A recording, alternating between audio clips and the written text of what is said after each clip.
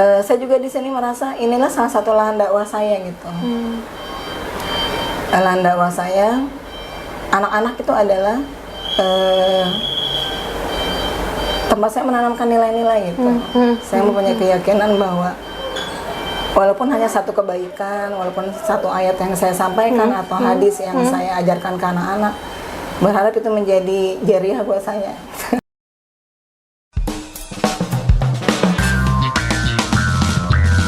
Hangat, inspiratif, dan edukatif. Terkadang lucu dan mengharu biru. Inilah Teras Al-Qudwah, teman inspirasi sahabat Al-Qudwah.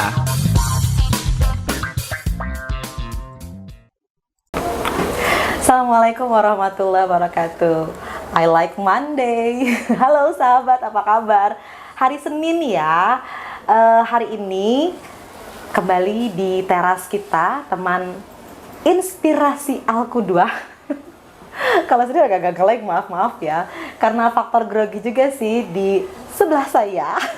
Sudah hadir bintang tamu yang Masya Allah. Jadi edisi kali ini nih sahabat, ini edisi yang kita nyari waktu bintang tamunya tuh susah banget.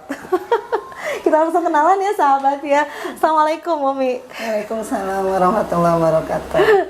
Saya nggak mau meminta beliau untuk memperkenalkan diri kayak talent anak-anak ya. Akut kualat sahabat. Jadi bintang tamu yang hadir di teras kita yang ngobrol bareng hari ini adalah Ibu Erlin Tristanti. Nah, Bu Erlin ini adalah salah satu pengajar, guru, sekaligus juga pionir ya dari Al-Qudwah ini. Pionir. Benarkah? Iya. Jadi memang kita nyari waktu untuk beliau ini susah. Kenapa sesusah itu? Masya Allah ya. Boleh klarifikasi sama sahabat itu kenapa Anda susah dihubungi? Enggak deh, nggak usah dihubungi, ada. Tapi waktunya susah gitu ya, Mia? Iya. Karena jamnya juga mungkin full ya sekarang tahun ajaran baru.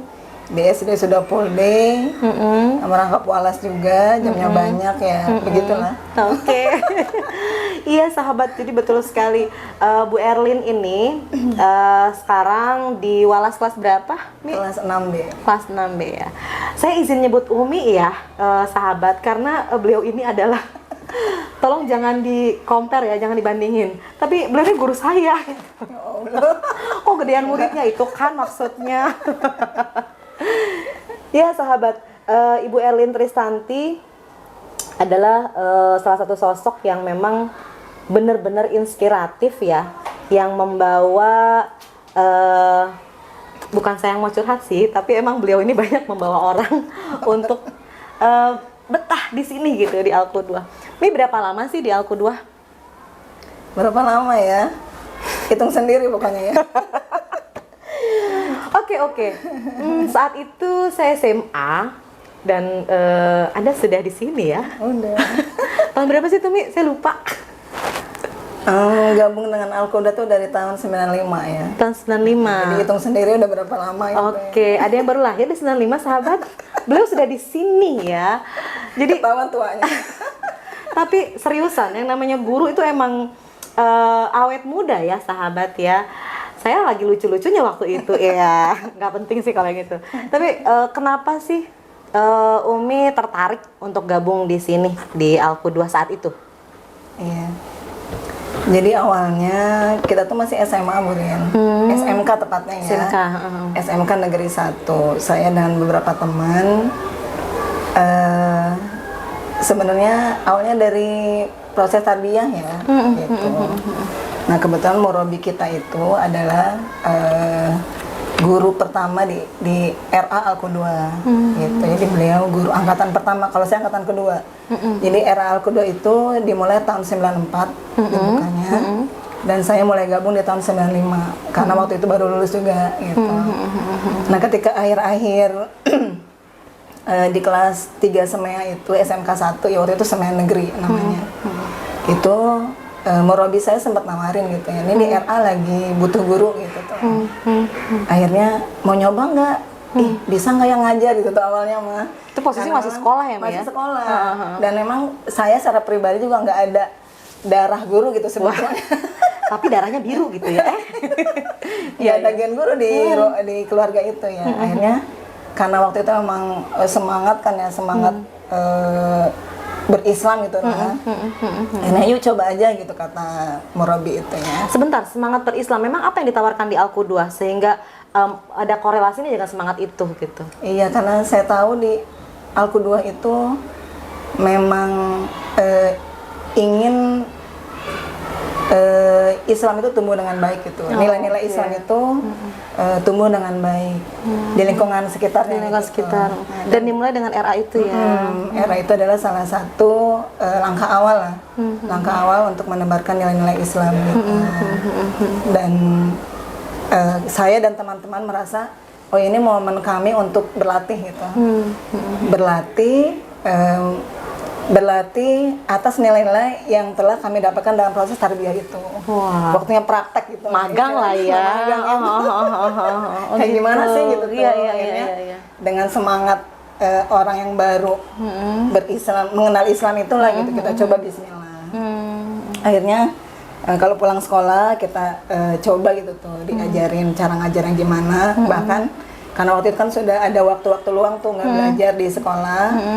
Waktu longgar kita biasanya Pakai diminta untuk itu ya? nemenin mereka untuk ngajar gitu. Jadi situ ngelihat oh cara ngajarin anak tuh kayak begini, oh mengenalkan Islam ke anak-anak tuh kayak begini gitu tuh. Iya Mi, Ya, jadi begitu. pertama Al-Qudwah itu kan yang memang pertama tuh RA dulu ya, berangkat dari RA dulu, dan beliau ini salah satu pionirnya di Sahabat. Dan saat itu pun saat saya secara pribadi gitu ya dikenalkan dengan Al-Qudwah itu sempat terkejut gitu ya. Sesabar ini, Masya Allah ya. Jadi saat itu tuh maksudnya anak-anak kecil banget kan ya, anak-anak era tuh usia TK ya sahabat ya. Dan itu mereka masih, saya lihat polanya, memang sekarang mungkin sudah banyak yang adaptasi, tapi saat itu saya ngerasa itu pola baru gitu. Gimana gurunya sabar banget gitu ya. Ada yang saya ingat banget itu. Saat itu nih ada yang gelantungan gitu ya, ada yang gelantungan di gurunya gitu ya. Kemudian ada yang ya akrobatik gitu tuh. Dan dengan tingkah mereka yang jadi poin membuat menarik gitu ya, tidak ada garis tegang di wajah gitu ya. Itu emang harus kayak gitu ya Mia? Atau gimana sih? Iya, karena kan kita tetap kedua kita Rasul ya, Buri. Rasulullah gitu. Jadi ketika bersama mereka itu kan kita diuji banget gitu. Nilai-nilai yang Rasul wariskan ke kita itu diuji banget, bagaimana kita sabar menghadapi anak, tetap tenang gitu kan. Kemudian bahasa kita ke anak, artinya kita bisa membahasakan ke mereka bahasa dalam Islam itu seperti apa sih harusnya, bisa penanaman akhlak gitu ya. Kemudian bagaimana mengenal Allah dengan bahasa mereka gitu tuh. Masya Allah. Itu diuji gitu tuh. Bu Ellen ngerasa berhasil nggak sih saat itu, dari titik awal itu? Sekarang mungkin anaknya udah kuliah ya? Udah ada yang sudah jadi guru juga? Angkatan pertama saya ngajar itu sekarang saya jadi wali kelas di kelas 6. Orang tua murid? Iya. Masya Allah. Jadi murid saya di angkatan kedua itu sekarang anaknya di kelas saya, kelas 6. Kebayang kan? Istilahnya mereka ngajarkan inco gitu. Betul.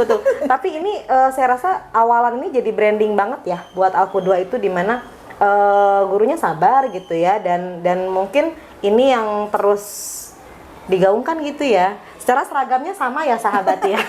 Tapi yang saya lakukan sekarang adalah bagaimana saya menggali dari seorang guru, termasuk guru saya juga ya, tentang cikal bakal kemudian giroh atau semangatnya Al-Qudwah ini gitu tuh.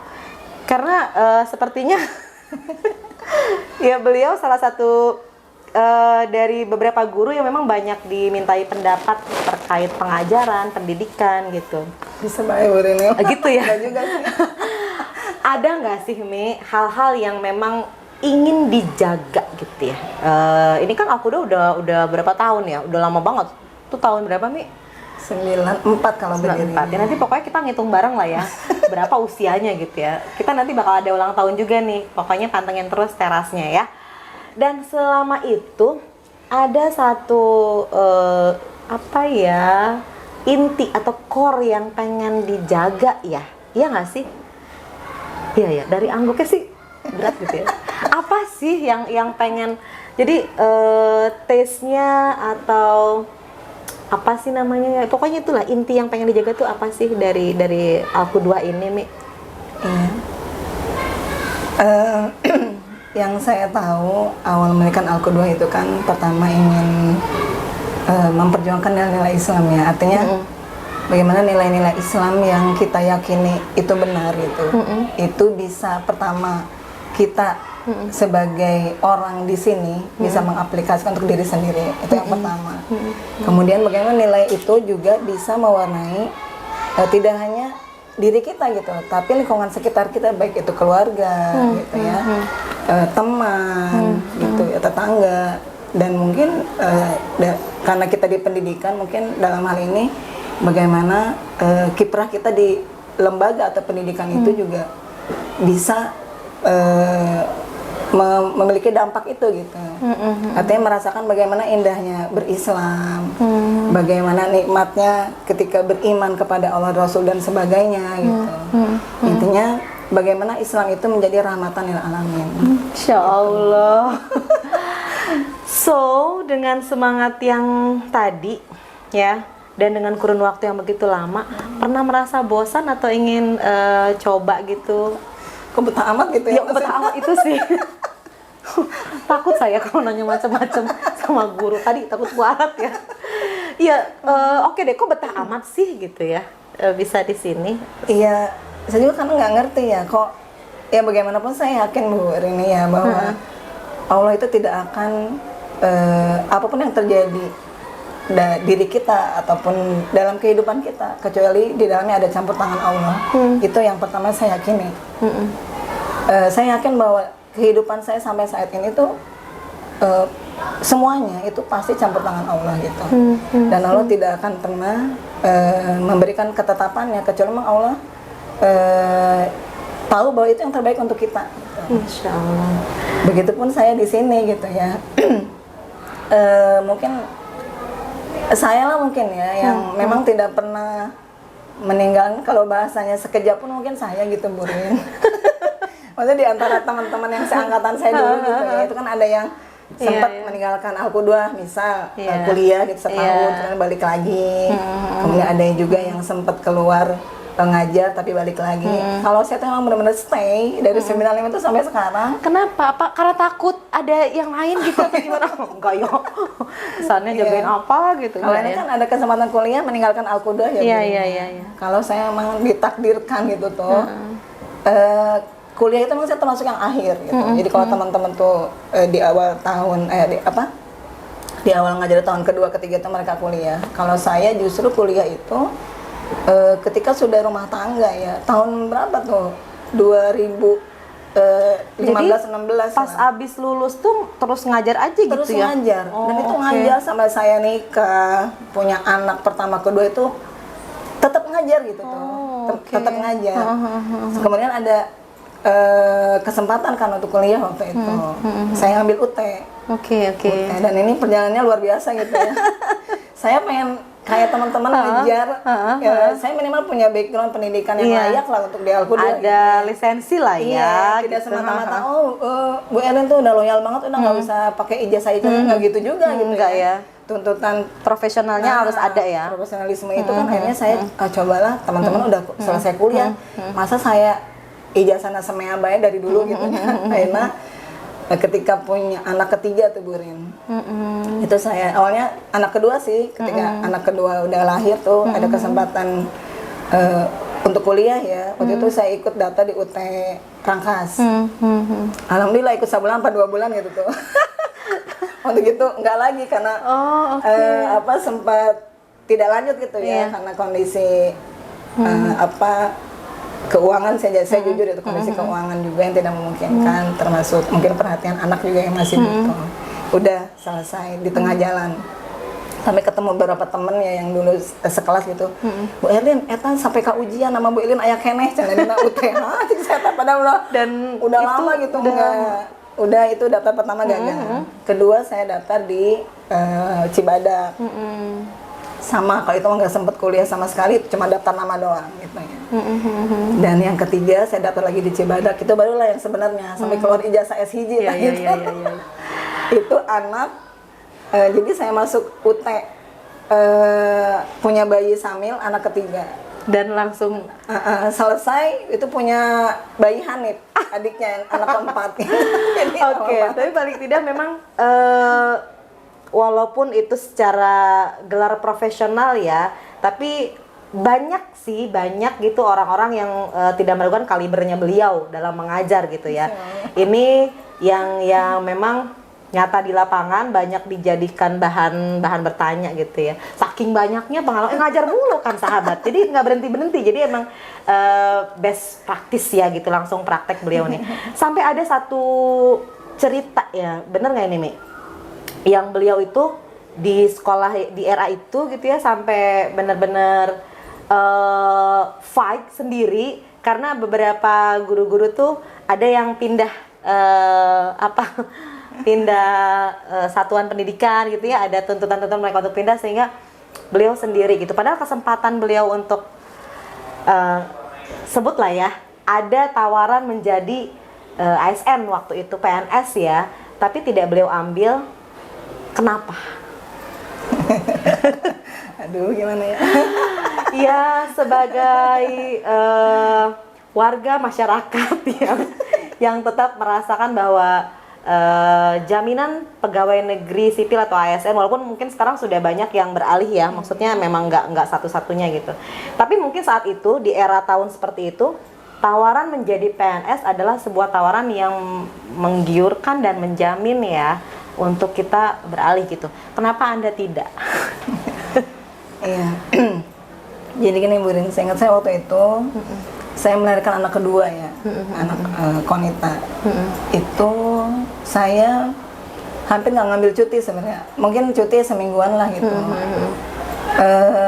Ketika saya masuk pasca melahirkan itu agak kaget gitu, teman-teman kok ke rumah saya nggak ngikutin perkembangan waktu itu ya. Teman-teman kok sibuk gitu tuh, lagi ngurusin apa sih gitu tuh. Ya.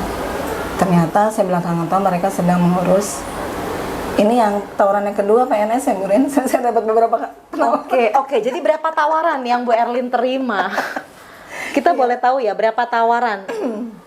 Sebenarnya 3 kali saya menerima 3 itu kali. Ya. Itu dikasih jalur kemudahan gitu ya? Mudah banget asal saya mau gitu ya. Masya Allah. Untuk yang pertama itu dari Depak Bu Rin. Itu saya nggak tahu prosesnya, tahu-tahu udah dapat SK. Langsung ke tangan saya SK.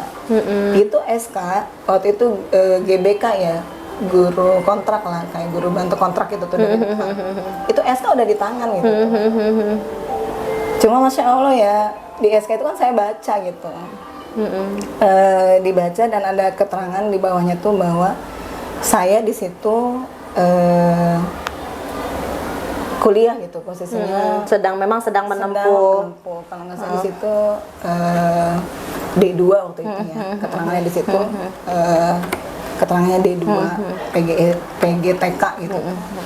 Saya bilang saya kan waktu itu belum kuliah sama sekali gitu ya.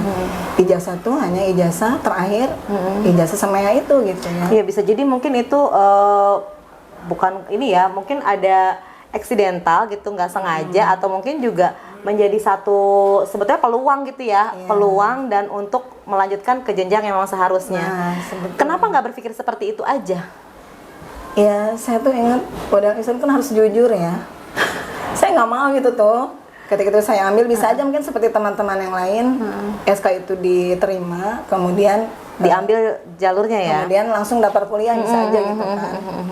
Tapi entahlah, entah saya nggak mikir panjang atau apa, yang jelas waktu itu ini bukan saya gitu, ini bukan hak saya gitu. Akhirnya ijazah itu saya kembalikan ke Depak. Memangnya berapa sih gajinya waktu itu, waktu di RA sampai nolak SK? Berapa juta gitu? Itu jangan kaget ya.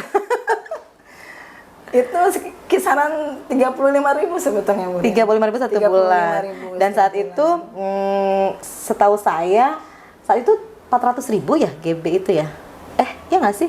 Pokoknya di atas itulah ya Pasti gajinya. jauh lah di atas. Itu tidak menggodakah? Ini untuk yang pertama yang Depak itu ya Bu, yang PNS Depak Iya. gitu kan udah SK-nya tinggal ambil, saya kembalikan.